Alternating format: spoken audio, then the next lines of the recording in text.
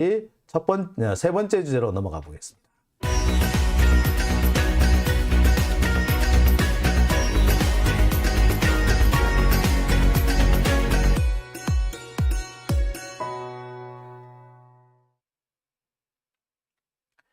네, 세 번째 주제로 넘어왔습니다. 요즘 보면은 이게 진짜 나란가 싶습니다. 이게 정말 민주국가가 맞나라는 생각이 들어요. 윤석열 입맛에 맞는 언론, 한동훈만 쳐다보고 있는 언론, 이런 애들만 남아있지 정말 제대로 된 언론은 모두 사라져버린 것 같습니다. 법조 기자들은 더 말할 것이 없죠. 모두가 하나같이 한동훈 따라지가 돼버렸어요. 부끄럽지도 않나 봐요. 한동훈만 쳐다다니고 한동훈 공무원만 쫄쫄쫄 따라다니면서 한마디 던져주면 냉큼 받아 쓰기 바쁜, 이게 무슨 기자랍시고 얘들은 지금 현재 부끄러움도 몰라요. 제가 얼마 전에 이 김만배한테 돈 받은 기자 얘기 한참 떠들고 있을 때 그 무렵에 제가 의심이 되는 어떤 한 사람이 있어가지고 그 사람 얘기를 해주려고 그 선배 기자의 후배된 애한테 연락을 했습니다. 그러면서 야야 거시기야, 그 선배 만배하고 좀 많이 친했어. 그리고 골프도 많이 치러 다녔고 너 알고는 있어라. 뭐랬는 줄 아세요? 아니 그게 뭐 그럴 수도 있는 거 아니냐, 어? 그 친한 형 동생 사이면 그럴 수도 있는 거 아니냐, 어? 뭐 골프 한번 못 치냐, 용돈 한번 못 주냐, 100만 원 정도 용돈 못 주냐 이러더라고요. 좀 당혹했죠. 근데 거기서 끝났으면은 그래 그렇게 생각할 수도 있겠구나 라고 할 텐데, 자 점점 갈수록 과간이에요. 한겨레 신문에 석진환 기자 얘기를 하면서 아니 그 형 같은 경우 개인 간의 돈 거래지, 응? 그 사람 개인 간의 돈 거래를 했는데 회사에 보고 안 하고 하는 바람에 그래서 이번에 나가리가 저렇게 욕먹고 있는 거지, 회사에 보고만 했으면 아무 문제 없는 거 아니야. 9억이나 거래를 했는데 그게 나한테 9억씩이나 빌려준 사람이 있어요? 예? 개인 대 개인이 9억씩이나 저한테 돈을 빌려준다고? 예? 아니 이재용도 나한테 그렇게 돈 안 빌려줘. 지가 나를 어떻게 알아서. 예? 내가 이재용하고 죽고 못 사는 관계여가지고 정말 얼마나도 친해가지고 6억 정도는 그냥 떼이고 그냥 만다라는 수준이면 모르겠어. 근데 그것도 아니잖아. 그리고 뭐 사회 어른 다 돼가지고 나이 다 들어서 만난 친구 아니야. 그런데 9억씩이나 턱 준다고, 빌려준다고? 말이 돼? 그리고요 모든 뇌물은요 빌려줬다 그러지 차용증 썼다 그러지 뇌물이라 그냥 받았다는 얘기 한 적이 없어요. 진짜로. 자 그런데 뭐 개인 간 돈거래라서 상관없고 회사에 보고만 했으면 아무 문제가 없어질 거라고요? 그런 얘기를 다른 사람도 아니고 법조 기자가 한다고? 예, 그렇디다. 그게 지금 그 상황이에요. 내가 한 방 먹은 것 같았어. 꽤 진보적이라는 친구였어. 이 정도로 도덕 불감증에 빠져 있는 게 지금 현재 언론의 모습입니다. 만약에 정치인이 9억 원을 김만배한테 받았다면 그걸 빌려줬다 그럴 거야? 아니잖아요.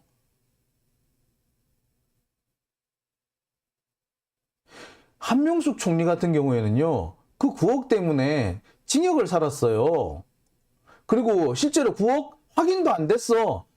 돈 줬다고 말했던 사람이 실은 나 안 줬어요 라고 진술을 뒤집었는데도 그래도 유죄가 인정돼 버렸어. 더 웃긴 건 뭔지 아세요? 돈 받은 거는 친동생이었고 친동생은 뭐 2억인가 밖에 안 받았어. 아니 친동생이 받았는데 그걸 왜 언니가 해결을 해야 돼? 그걸 이 언니가 왜 감옥을 가야 돼? 자 그런데 그 당시 기자들 아무도 안 믿었어요. 받았네, 받았어. 그랬지. 석진환 똑같았어. 받았네, 받았어. 라고 했다고. 그런데 이제 와서 뭐 개인 간의 동거래? 기자들끼리는 개인 간의 동거래? 장난해 지금? 지금 그리고 솔직히 김만배라는 사람이 지금 단순 기자예요? 업자잖아, 업자. 자, 이 정도로 현재 법조 출입 기자들의 도덕 불감증이 심각한 상태입니다. 기가 막힐 노릇이죠. 이런 애들이 현재 서초동에 앉아가지고 법조기사 쓴다고 한 자기가 있었어. 진짜 토할지게 진짜. 서초동 구석구석 가가지고 웩웩 토해버리고 싶어요, 지금. 하기사 이런 식으로 하니까 얼마나 이 적폐들이 언론 알기를 우습게 알겠습니까? 돈 몇 푼 던져주면은 깨갱하고 진짜 밑이 헐도록 핥아대는 그런 놈으로 보이지 않겠습니까? 그리고 자존심 지키겠다, 언론의 길을 가겠다라고 하는 사람들한테 대해서 오히려 야, 니들도 그만하고 그냥 이거나 먹고 떨어져 라는 식으로 거의 막 나가는 거죠. 지금 그러한 양상이 국민의힘한테서 벌어지고 있습니다. 걔네들 지금 뭐 하는 줄 아세요? 이런답니다. 왜 MBC는 간첩사건 보도 안 해? 간첩사건 보도하라고! 라고 윽박 지르고 있어요. 기가 찰 노릇이죠. 간첩사건 보도를 하든가 말든가 그거는 언론사에서 알아서 할 문제지, 그걸 왜 지들이 감나라 배나라 한단 말입니까? 아니, 그런 식으로 따지면 정영학 녹취로 왜 제대로 보도 안 하는데, 그런 식으로 따지면 왜 박영수 제대로 보도 안 하는데, 그런 식으로 따지면 왜 기자단 돈 처먹은 거 왜 보도 안 하는데. 게다가 MBC가 보도 안 한 것도 아니에요. 했어요. 그런데 더 많이 보도 안 했다고, 또는 보도를 하는데 빼딱하게 보도했다고 시비를 털고 있는 거죠. 누가 그랬다고? 예, 요 놈이 그랬대. 박성중 의원이라는 사람입니다. MBC 뉴스 데스크가 간첩 사건을 비중 있게 다루지 않는다고, 간첩 사건 좀 다루라고, 국회에서, 국회 문방위에서 공식적으로 그렇게 발언을 했어요. 그냥 말 그대로 이 눈에 비는 게 없는 거죠.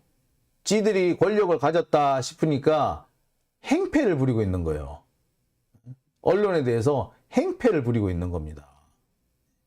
자, 이게 어찌 된 거냐면요, MBC 측에서 여러분들 잘 아시다시피 얼마 전에 이렇게 간첩 사건이라고 막 이렇게 떠들었죠. 예, 제가 그랬습니다. 이 간첩 사건이 분명히 더 키워가지고 민주당을 여기다 얽어놓고 문재인 대통령 얽어놓고 그래가지고 한 방에 보내버리려고 하는 것이다, 그런 음모가 숨어있다라고 제가 지적을 했었습니다. 아시다시피 뭐가 나왔다? 검찰개혁도 북한의 지령이었다라는 식으로 기사를 썼고, 그런 식으로 보도를 하게끔 보도자료를 뿌렸어요. 누가? 검찰들이. 그게 청주, 제주, 부산, 창원, 전주, 그리고 서울까지 왔었죠. 민주노총도 압수수색을 당했습니다. 자, 그에 대해서 보도가 이렇게 됐죠. 압수수색이 있었다라고 보도를 한 다음에, 그런데 이런 의견이 있다. 공안 무능을 가리기 위해서 공안 정국을 조성하고 있다. 공안 탄압을 조성한다. 라는 그런 의견이 있다. 주장이 있다. 라는 걸 이렇게 보도를 했습니다. 그러니까 갑자기 뭐가 나온다? MBC가 세상에 간첩을 제대로 보도를 안 한다는 식으로 나왔어요. 그게 지금 박성중 의원의 주장인 겁니다. MBC가 제주 간첩 사건을 보도하지 않고 뭉개고 있다가 민노총 간첩 사건이 드러나자 조작이라고 주장하는 시민단체의 일방적인 주장을 기사로 다뤘다. 왜 이딴 식으로 하느냐? 라고 하면서 뭐라고 했다? MBC의 간첩단 사건 축소 보도는 문재인 정부의 선동 방송이며 민노총 언론노조가 장악한 노용 방송이라는 것을 증명해주고 있다. 그러면서 MBC는 민주노총 간접단 활동 문제를 뉴스 데스크에서 비중 있게 다뤄야 할 거라고 요구해. 아니, 너면서 할든가 말든가 욕 실컷 해놓고 다루라고 억질 부리는 거야 뭐야? 윽박지르는 거야 뭐야? 지금 현재 이게 국회에서 나온 얘기예요. 국회에서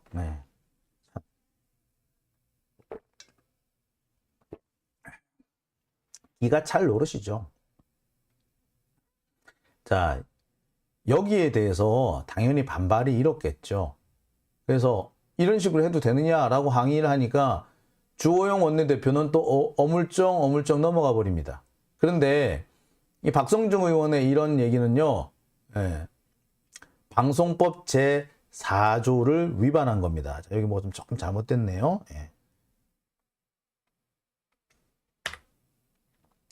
자, 방송법 제4조를 위반한 거다. 방송법 제4조는요, 편성의 자유와 독립이라는 대목으로 되어 있고요. 법률에 의하지 않고는 어떠한 규제나 간섭도 할 수 없다라는 내용이 포함되어 있습니다. 따라서 박성중 의원이 저렇게 뭐 보도해라 마라, 비중 있게 다뤄라 말아라 하는 것 자체가 방송법 위반인 거죠. 더군다나 이 사람이 그냥 야당이나 이런 사람이 아니고 집권당이잖아요. 집권당의 문방위원이잖아요. 이런 사람이 이렇게 얘기를 하는 거는 아주 심각한 문제인 거죠.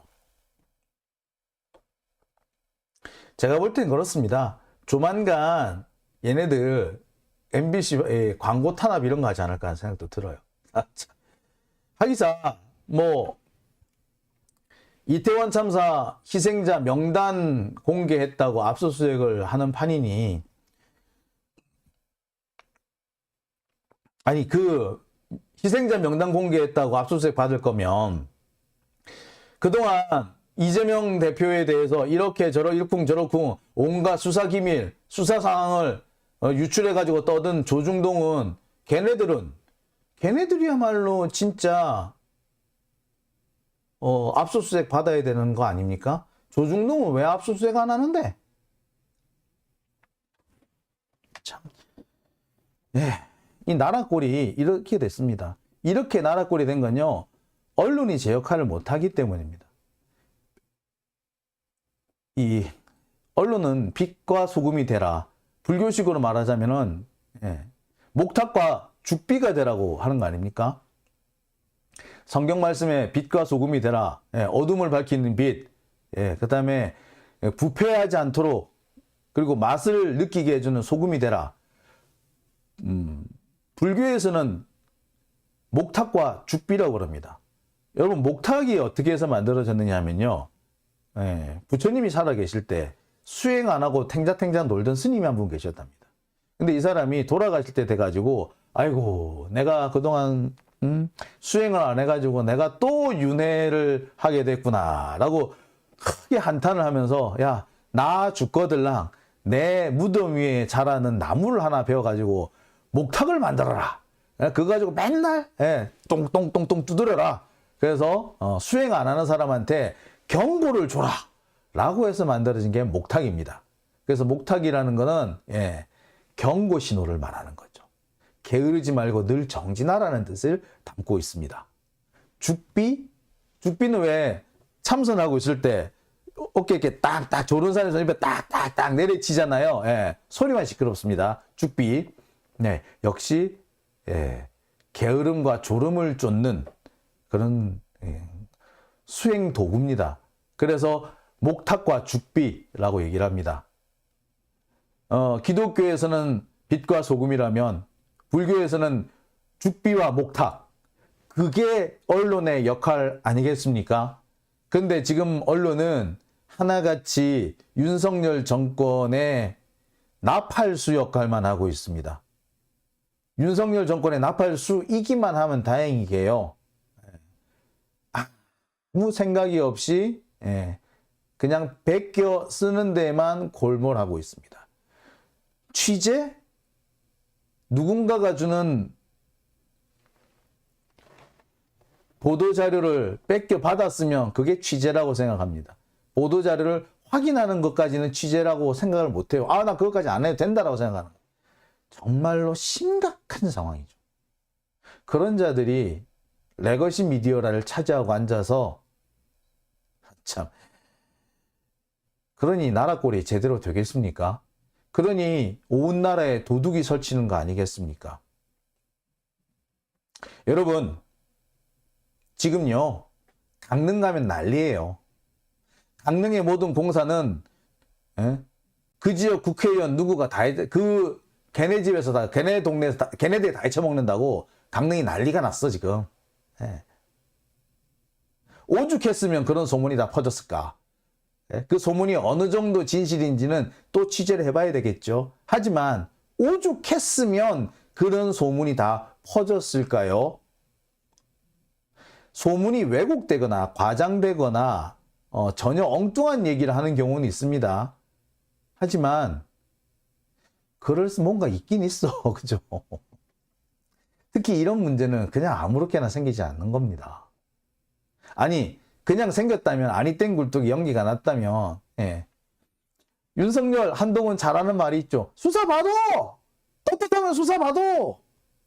근데 검찰도 그 국회의원도 수사 근처도 안 가죠. 아, 참, 속 터집니다. 속 터져. 정말 이러다가 진짜 승질 나빠지겠어요. 자, 빅브라더님 말씀 하나 팩트고 바른 말씀 잘 듣습니다. 우리 국민 수준이 문제라고 생각됩니다. 글쎄요, 뭐 우리 국민 수준 그 다 한꺼번에 그렇게 말씀하지 마시고요. 예. 1번 찍은 사람들은 그 정도 아니에요. 뭐 1번 찍었다고 해서 다 뭐 깨어있는 시민들은 아니겠습니다만 그래도 예, 그 정도로 심각하진 않죠. 근데 이 찍들이 진짜 문제지. 안타깝습니다. 해와 달님, 헤쳐먹는 것도 문재인 탓할 거라고. 네. 자, 참 답답합니다. 답답해요. 그죠? 자, 장윤진 TV, 예, 오늘은 여기까지만 하겠습니다. 예,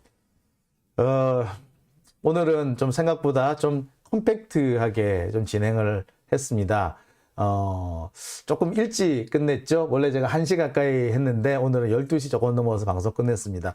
앞으로 10시 한 40분, 10시 반이나 40분쯤 시작해서요. 조금 길게 하더라도 12시 반 정도에는 끝을 맺어볼까 합니다. 너무 오래 끌면은 졸립다, 피곤하시다라고 하시는 분들도 많으시고요. 또 그런 거, 또 우리가 항상 내일도 생각해야 되는 거잖아요. 그래서 이렇게 좀 방송을 좀 땡겨볼까 합니다. 최대한 좀 땡겨볼게요. 이게 또 내일 또 방송이 어찌 될지는 사실 잘 모르겠습니다. 하지만 노력을 해서요. 조금 이렇게 시간을 앞당기도록 한번 해보겠습니다. 오늘은 제가 좀 취재를 많이 해왔습니다. 그리고 될 수 있는 대로 팩트를 확인해서 이게 팩트입니다. 여러분 이 팩트를 좀 널리 알려주십시오라는 그런 취지로 좀 말씀을 많이 드렸어요. 필요하신 분들은 저한테 전화해 주시면요. 연락을 주시면은 제가 지금 여기 공개돼 제가 오늘 보여드렸던 이 PPT 자료들 제가 여러분들한테 보내드리도록 하겠습니다. 말씀 많이 이렇게 해주시면은 제가 해 보겠습니다. 여기도 이게 자료가 올라가나요? 아이고 이게 자료는 또 따로 안 올라가네. 자, 최근에 일부에서 남북한 간에 국지전이 발생할 우려가 있다라는 보도가 몇 군데서 나오고 있습니다. 대북 매체인 NK인가요? NK 리포트인가요? 예.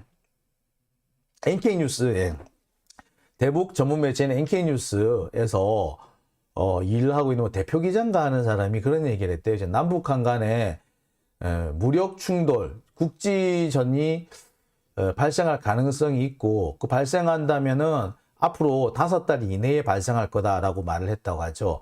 지금이 1월 달이니까 5달이라고 그러면 5월 중하순까지라고 보면 되겠습니다. 네, 저는 일단 이 전망이 틀렸다고 생각합니다. 왜냐고요? 지금 북한이 그렇게 할 수 있는 정신이 없어요. 아시는 분은 아시겠습니다만 지금 현재 평양이 락다운되어 있는 상태예요. 그 코로나19가 북한에 지금 괜히 기승을 부리고 있는 것 같은데, 그래서 코로나19 때문에 평양이 락다운되어 있고요. 이번 주 일요일까지 평양 시내의 출입 자체가 완전히 봉쇄되어 있는 상태입니다. 그리고 지금 봄 되면 계속해서 뭐 이렇게 열병식 같은 거라든지 뭐 이런 것들이 지금 줄줄이 계획되어 있는 상태이기 때문에 지금 준비를 해야 될 거거든요. 보통 열병식 하려면은 한 달, 2달 전부터 준비를 하잖아요. 여러분들 뭐 국군의 날 뭐 해보신 분은 아시겠습니다만, 6개월 전에 모여요.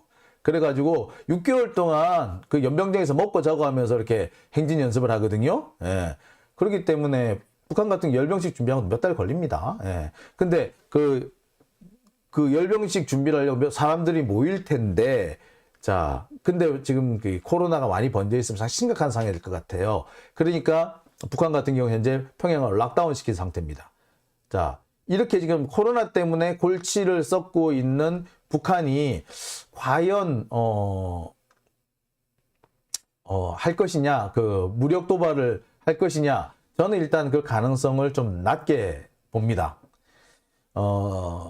만약에 가능을 하다면 4월, 5월, 뭐 5월일 가능성이 더 커 보이긴 하는데, 그때는 되면은 모르겠으나 현실적으로 북한이 지금 상태에서 국지 도발에 나설 가능성은 낮아요.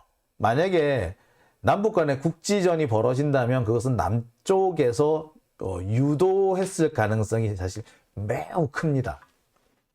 북한이 지금 되게 약이 올라 있는 상태이긴 한데, 그렇다고 해서 지금 북한의 내부 사정을 볼 때 이게 쉽게 군사행동에 나설 수 있는 상황이 아니고요. 북한이라는 나라가 그렇습니다. 이 남북한의 전력차가 크다는 걸 알기 때문에 쉽사리 이렇게 덤벼들지는 못해요. 아마 기습을 하겠죠. 근데 기습을 하는 것도 타이밍이라는 게 있기 때문에 지금은 하기는 어렵습니다. 만약에 지금 특히 올 상반기 중에 남북 간의 어떤 무력 충돌이 발생을 했다면 그거는 90%는 윤석열이 유도한 겁니다. 여러분, 제가 요거 미리 제가 말씀드려둡니다. 이거 나중에 성지되는 거 아닌지 모르겠는데, 남북 간에 올 상반기 중에 무력 충돌이 생긴다면 그거는 윤석열이 유도한 거다. 북한은 현재 무력 군사 행동에 나설 수 있는 그럴 여력이 안 된다. 지금 그런 정도의 정신머리가 없어요. 지금 코로나19 퍼져가지고 난리도 아니래 거기. 그죠? 자, 이거는 제가 원래 따로 만들어서 여러분들한테 이렇게 보여드리고 이제 설명을 해드리려고 그랬는데 미리 좀 말씀을 드리는 게 좋을 것 같아서 지금 오늘 말씀을 드립니다. 자세한 얘기나 설명이 필요하신 분들도 계실 것 같은데요. 그 자세한 설명이나 이야기는요, 제가 다시 조만간 이 자료를 정리를 해서 여러분들한테 설명을 해드리겠습니다. 자, 장윤진TV 오늘은 제가 여기까지만 하겠습니다.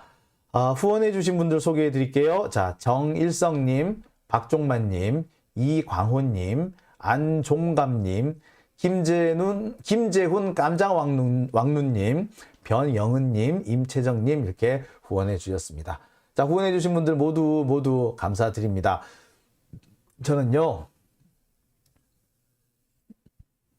내일 이 시간에 다시 찾아뵙도록 하겠습니다.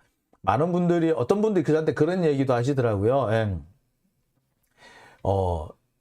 슈퍼챗이 좋은지 아니면 이런 후원이 좋은지 어느 쪽이 좋은지 좀 얘기해 달라고 하시던데요. 그래서 제가 볼 때는 그렇습니다. 어느 쪽이든 간에 이렇게 저한테 많은 후원을 해주시고 도와주시는 분들이 계시기 때문에 제가 오늘도 또 이렇게 열심히 뛸 수 있다라고 말씀을 드리고요. 뭐 어느 쪽으로 주셔도 상관없습니다. 다만 보니까 이게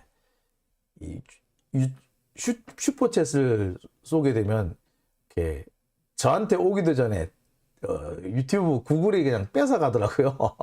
그래서 그것보다는 이게 후원이 좀 더 낫다라는 말씀도 좀 전해드립니다. 예, 하여튼 어느 쪽이든 예, 상관없습니다. 예. 네, 제가 이런 얘기도 잘 안 드리려고 했는데 꼭 설명을 드리라고 어떤 분이 꼭 재촉을 하셔서 오늘 이렇게 말씀드립니다. 자, 장용진 TV 오늘은 여기까지만 하겠습니다. 저는요, 역시 내일도 어김없이 다시 찾아뵙겠습니다. 가능하다면 오늘처럼 조금 일찍 출발하는 방향을 찾아보도록 하겠습니다. 오늘 일찍 끝났죠? 12시쯤에 끝났네요. 예. 지금쯤이 좋죠? 예. 지금쯤이 좋을 것 같아요. 예. 조금 더 끌어서 12시 반까지 갈 수도 있겠습니다만, 네. 제가 볼 때는 10시 40분쯤 시작해서 12시 반에는 마감을 하는 게 서로 좋지 않을까라고 생각이 듭니다. 자, 예, 웬즈데이님, 코로나 다 나으신 건가요? 아니요. 예, 코로나 생각보다 좀 오래 가네요. 이게 뭐라고 해야 될까요? 빨리 피곤해지고요. 좀 멍해지는 것도 있고요. 숨이 좀 가쁘기도 합니다. 그러니까 코로나는 일단 나았는데 후유증이 조금 남아있다. 예, 이 후유증이 좀 나는 것 같아요. 네. 네, 그렇습니다. 자, 여러분들, 예, 저는 내일 뵙도록 하고요. 내일 제가 방송을 끝내고 또 서초동을 한번 가볼까도 생각됩니다. 자, 여러분 함께 해주셔서 정말 감사드립니다. 내일 뵙겠습니다. 여러분, 안녕히 계십시오. 푹 주무세요.